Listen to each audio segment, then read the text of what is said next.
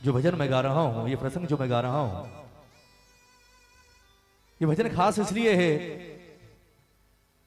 क्योंकि इस भजन में जिक्र है रावण का।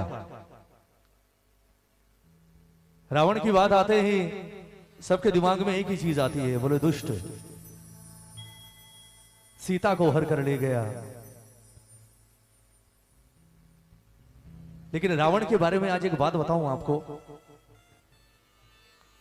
कहते हैं रावण जो भी था या रावण ने जो भी किया, पर रावण से बड़ा पंडित, रावण से बड़ा विद्वान और रावण से बड़ा शिव भक्त इस सृष्टि में ना आज तक कोई हुआ और ना कोई दूसरा हो सकता है। स्वयं राम को अपने बनाए हुए शिवलिंग की पूजा के लिए जिसके अधीन होना पड़ा, वो कोई और नहीं बल्कि वो महापंडित रावण था। रामेश्वरम की स्थापना करवाने वाला कोई और नहीं था। जब सवाल उठा लंका पर चढ़ाई का, बोले चढ़ाई से पहले शिव की पूजा करनी होगी। शिवलिंग बनाया गया, राम ने पूजा पूर्ण की, लेकिन बिना पंडित के पूर्ण हो कैसे? और राम जिस शिवलिंग की पूजा कर रहे हैं उसकी पूजा संपूर्ण भी कोई छोटा मोटा पंडित तो करवा नहीं सकता। जब बात चली तो जामवंत ने कहा, बोले प्रभु बुरा मत मानना, पर पूजा तो पूरी तभी होगी जब रावण आएगा, और रावण आएगा नहीं। क्यों? क्योंकि ये सारी पूजा उसके नाश के लिए कर रहे हैं आप। और जिसे पता हो कि जो यज्ञ ही मेरे नाश के लिए हो रहा है वो क्यों आएगा?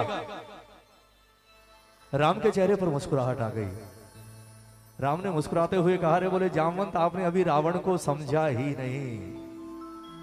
वो लाख दुष्ट सही, उसने लाख गलतियां की हो वो एक अलग बात है, पर मैं जानता हूं कि रावण से बड़ा ना कोई शिव भक्त है और रावण से बड़ा ना कोई सच्चा पंडित है।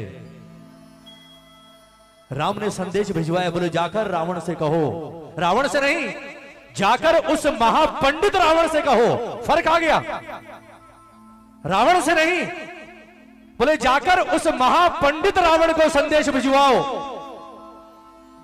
कि राम ने हाथ जोड़कर आपसे विनती की है कि हे पंडित, राम ने शिवलिंग की स्थापना की है और उसकी पूजा तब तक पूर्ण नहीं होगी जब तक आप अपने हाथों से नहीं करवाओगे, क्योंकि इस धरती पर आपसे बड़ा शिव भक्त और पंडित कोई दूसरा नहीं है। राम की विनती है कि आप आकर उस पूजा को संपूर्ण करवाएं। जामवंत ने कहा, बोले प्रभु वो नहीं आएगा। राम ने कहा, बोले संदेशा तो लेकर जाओ, जो होगा वो तुम भी देखोगे मैं भी देखूंगा। रावण राज सिंहासन पर बैठा राजा बनकर, जैसे ही संदेश मिला, बोले हे महापंडित रावण, हमारे प्रभु राम ने आपके लिए संदेश भिजवाया है। राम ने कहा है कि रावण से जाकर कहना कि राम ने हाथ जोड़कर विनती की है कि हे महापंडित, शिव की पूजा तब तक पूर्ण नहीं होगी जब तक आप अपने हाथों से इसे पूर्ण नहीं करवाएंगे। जैसे ही संदेश सुना, रावण के चेहरे पर मुस्कुराहट आ गई।